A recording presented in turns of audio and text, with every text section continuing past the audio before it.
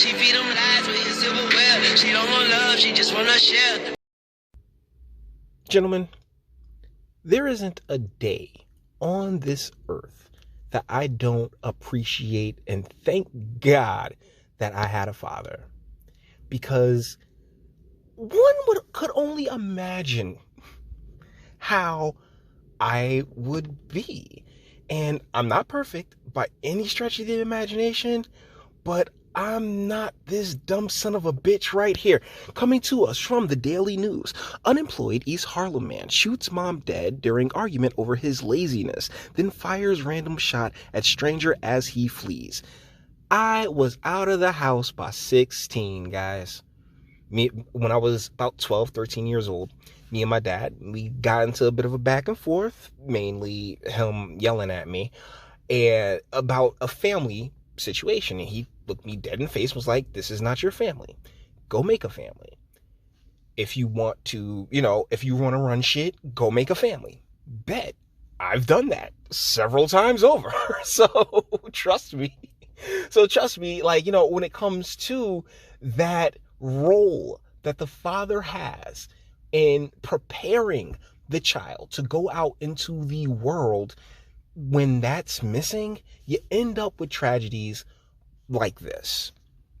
It's written by Molly Crane Newman, Barry Williams, Thomas Tracy, and Larry McShane. Okay, so this was a team effort, Daily News. An East Harlem man with an aversion to hard work was looking at hard time Tuesday after fatally shooting his mother, police said.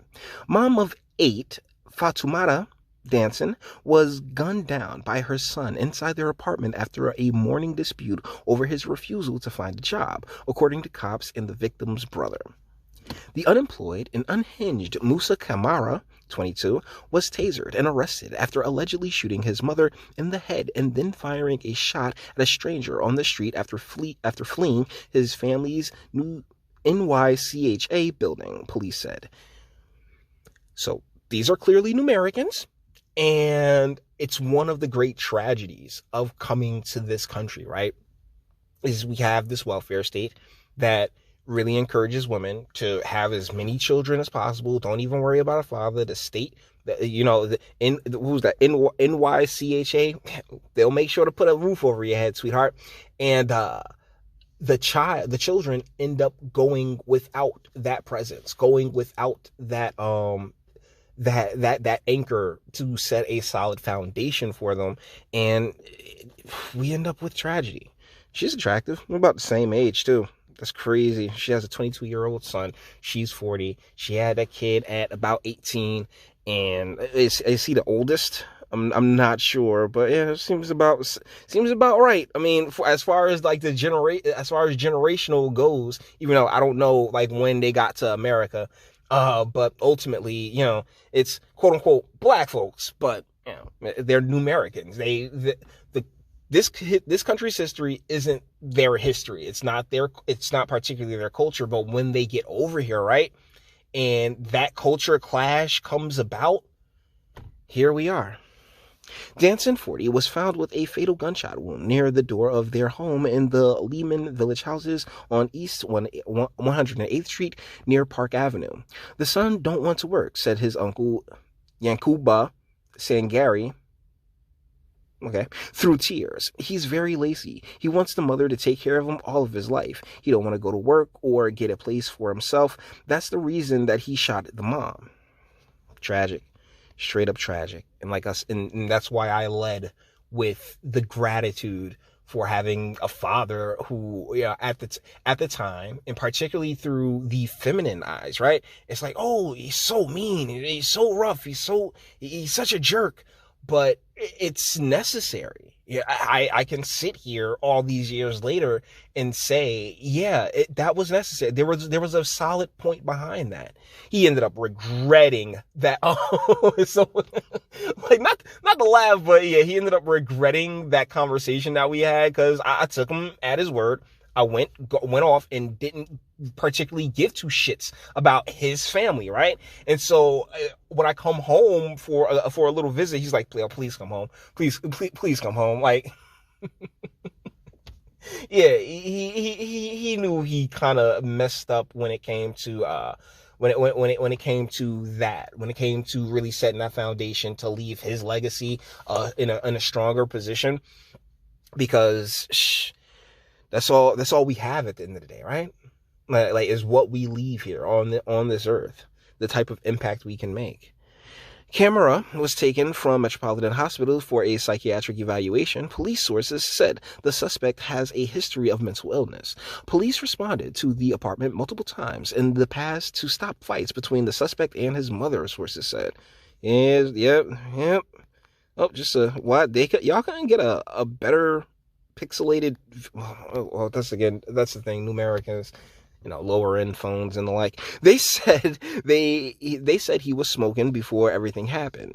Man, like isn't that supposed to calm you down? I'm not sure. Was it laced? Said the gunman's cousin, Fatuma. Christ, yo, New Americans, yo, for real. I'm just gonna call you FS. Like these names, bro. As devastated family members gathered outside the New York City Housing Authority building to mourn the victim, I'm still shocked, confused. I first heard it. I fell to the floor. I can't believe it. Cops were called to the building about 2 blocks from Central Park, about 5 riders, okay, sure, at around 9:20 a.m., with neighbors reporting the son had just shot his mother and fled the scene. At about the same time, cops were summoned to the corner of East 110th Street and Park Avenue after Camara allegedly opened fire on a 29-year-old stranger. That's the relative. So sad. The victim was not hit, and cops quickly took the slain woman's son into custody. Once inside the 23rd Precinct station house, the suspect began acting out and stripping off his clothes before he was hospitalized, authorities said. I want him to... Are you sure that was just pot? At this point, because they're like, oh yeah, he was just smoking. I'm pretty sure that wasn't just pot. If this is how he turned around and reacted, I want him to go to prison. I want him to go to life in prison. I'm just gonna sue. It's in quotations. Said Sangari, mourning his slain sister. No mercy for him. He killed somebody lovely in the family. Danson, a Gambian immigrant who worked as a home health aide, was remembered by her brother as a very sweet person who came to New York in search of a better life for her family and instead died at the hands of her own child. She don't have a problem with anybody, said Sangari. She's a hardworking lady, taking care of her 8 children. Everybody loves her. She's a good sister, a good family member. So that's where this story comes to an end, and it's tragic. It really is tragic, and make no mistakes. If this is your first time listening to a video of mine, I laugh instead of cry. That's kind of my whole thing. It's a psychological thing that I do to not just break down all emotional and the like, because what point is there to being emotional? The only point to emotion is feelings, and it's not what I would consider practical. I like to consider myself a reasonable and logical human being, and I'm not making this video to besmirch anyone involved. The point is that our culture, this is in the West, right? Because if she'd gone to the UK, if she'd gone to Canada, if she'd gone to really any of these more developed nations with very, very generous welfare states, the story, of course it'd be different because particulars, but I'm just saying, like, it's the basis of this story is something that happens far too often, and a lot of it's due to that surge of feminism, that strain of feminism that believes that kids are better, like men are just completely unnecessary and just hold women back and treat women terribly.